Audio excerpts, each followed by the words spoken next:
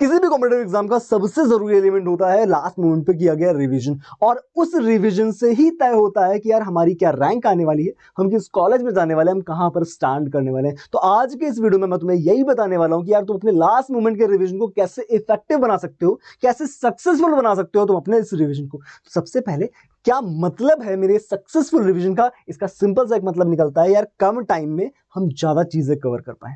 तो अगर आप कम टाइम में ज्यादा चीजें कवर कर पा रहे हो तो यही है हमारा एक सक्सेसफुल रिवीजन। कैसे तुम अपने रिवीजन को एक सक्सेसफुल रिवीजन बनाओगे, फर्स्ट ऑफ ऑल मैं उस पर बात करने वाला हूं कि रिवीजन के क्या क्या पैमाने होते हैं। तो रिवीजन के 3 पैमाने होते हैं। फर्स्ट ऑफ ऑल मैं अगर बात करूं तो पहली चीज जो है वो होती है थियरी, कि यार थियरी और थियरी के साथ में उस थियरी से की गई प्रैक्टिस और कहीं ना कहीं उसको अप्लाई करने के लिए मॉक टेस्ट। तो अगर हम इन तीनों चीजों को मिलाते हैं, theory plus practice plus mock test, तब कहीं ना कहीं अपने रिवीजन को बोल सकते हैं कि यार हाँ ये एक इफेक्टिव रिवीजन हो रहा है।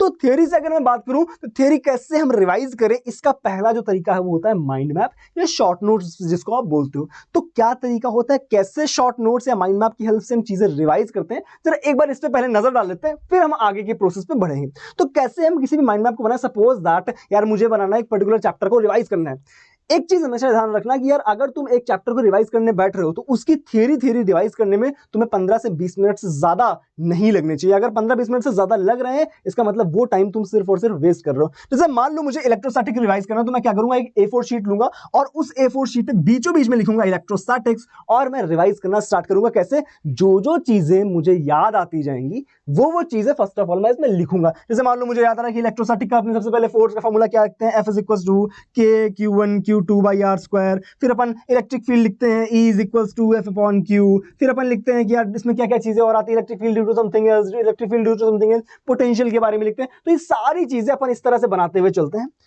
अब इसके बाद जैसे सपोज इसमें कोई ब्रांच आ रही है कि यार फोर्स में डिफरेंट टाइप से लिखना है, इलेक्ट्रिक फील्ड में डिफरेंट टाइप से लिखना है, तो ये सारी चीजें इस तरह से बनाते हैं। अब जब हमने देखो ये यहां पर हमें कोई भी नोट्स खोल करके, कोई भी डिटेल नोट्स खोल करके ये चीज नहीं देखनी है। फर्स्ट ऑफ ऑल आपको करना क्या है, ये आप पैटर्न अपनाओगे, इसमें जो चीजें आपको याद आती जाएंगी वो चीजें आप इस पेज में ऐड करते हुए चले जाओगे। और जब आप भूलने लगो कि यार अब ना मुझे जितनी चीजें याद थी मैंने सारी चीजें इसमें ऐड कर दी हैं, उसके बाद तुम्हें क्या करना है, उसके बाद तुम अपने नोट्स खोलोगे, डिटेल नोट्स खोलोगे और देखोगे कि क्या चीजें तुमने मिस करी। सपोज दैट पर्टिकुलर कॉन्सेप्ट तुमने एक्स मिस किया था तो वो उठा करके तुम यहां पर डाल दोगे। उससे क्या होगा कि तुम्हें पता चलेगा कि यार मैं कहां पर भूल रहा था, और अगली बार जब तुम उसको रिवाइज कर रहे होगे, और सबसे बड़ी बात पता है इसको बनाने में ना 10 से 12 मिनट लगते हैं मैक्सिमम, पूरा माइंड मैप बनाने में।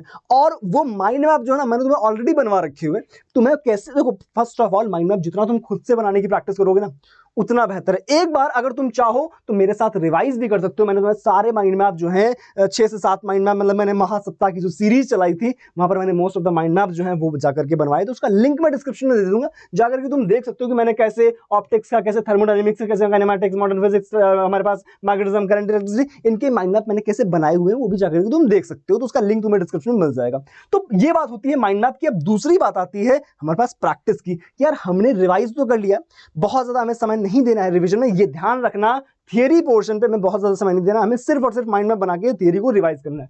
दूसरी बात आती है प्रैक्टिस। तो प्रैक्टिस के लिए 2 तरीके होते हैं। पहला तरीका तो होता है शीट, क्योंकि अब तुम्हारे पास वो समय नहीं है कि तुम यार 400 पेज की शीट लगाओ, तो अब तुम्हारे पास इस बचे हुए समय में शीट नहीं लगानी है। अब करना क्या है, तुम्हारा जो अगला तरीका होना चाहिए जिससे इफेक्टिव प्रैक्टिस होगी वो होगा PYQs। और सबसे यकीन मारो इस बात को, यार PYQs अगर तुमने लगा ली है, कहां से कहां तक, तो पूरे 2002 से 2024 तक के ये सारे PYQs तुम्हें करने हैं। एक सपोज चैप्टर करने में तुम्हें 6 से 7 घंटे लगेंगे अगर तुम मेरे साथ PYQs कर रहे हो, क्योंकि ये भी मैंने ऑलरेडी करा रखे हैं। यहां पर मैंने सारे के सारे PYQs, अभी सीरीज चल रही है, इसका भी लिंक तुम्हें मैं ये सारी चीजें क्यों करा रहा हूं कि इफेक्टिव तरीका ही यही है कराने का। मैं तुम्हें सारे PYQs, चाहे वो मैग्नेटिज्म हो, चाहे वो लॉज ऑफ मोशन हो, चाहे वो करंट इलेक्ट्रिसिटी हो, सारे के सारे PYQs 2002 से 2024 तक के मैं तुम्हें करवा रहा हूं। तो हमेशा ध्यान रखना ये तरीका है इफेक्टिव।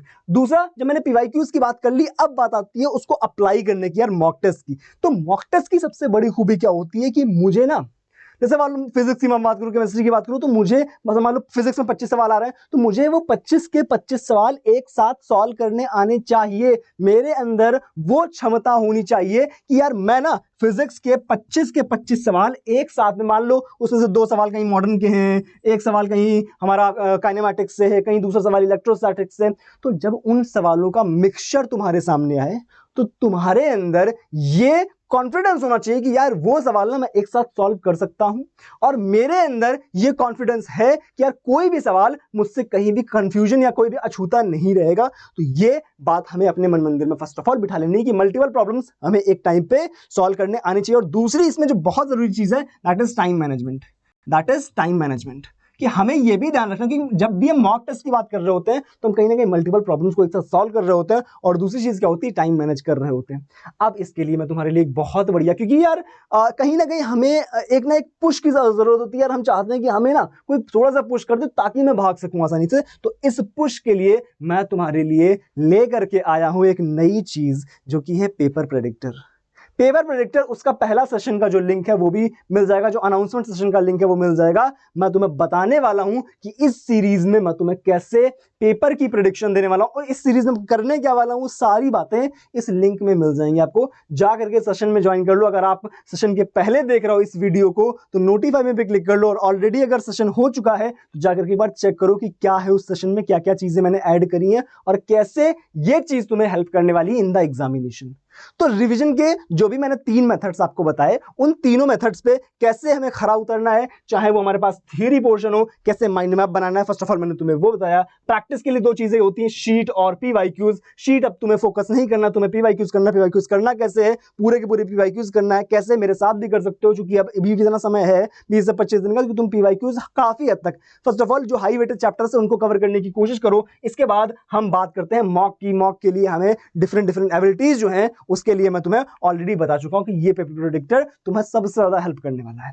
तो आई होप सारी बातें क्लियर हो चुकी होंगी। फिर भी अगर कोई डाउट रहता है तो आप कमेंट सेक्शन सिर्फ आपके लिए। वीडियो पसंद आया तो लाइक जरूर कर देना, चैनल पहली बार आए हो सब्सक्राइब करके वो नोटिफिकेशन बेल जरूर दबा देना, ताकि इस तरह के जो कंटेंट, इस तरह का जो कंटेंट है, बढ़िया कंटेंट आप तक लगातार पहुंचता रहे। तो सारे के सारे जो भी मैंने चीजें यहाँ पर बताई, जो भी इंफॉर्मेशन दी, उस सबका लिंक आपको डिस्क्रिप्शन में मिल जाएगा, जाकर के एक बार चेकआउट करो, ताकि कहीं भी कोई भी चीज आपसे अछूती ना रह जाए। तो मिलते हैं हम नेक्स्ट सेशन में, तब तक अपना ख्याल रखो, अच्छे से पढ़ाई करो। कोई भी कंफ्यूजन आए एक बार चैट सेक्शन, कमेंट सेक्शन में जरूर आ जाना, और इस वीडियो को अपने दोस्तों के साथ भी शेयर कर दो, ताकि कहीं ना कहीं उनका भी जो कॉन्फिडेंस है वो बढ़ जाए, उनके भी मन मंदिर में एक बात बैठ जाए कि यार मैं भी जेईई फोड़ सकता हूं। तो चलो मिलेंगे अब नेक्स्ट वीडियो में, तब तक के लिए thank you so much, bye bye.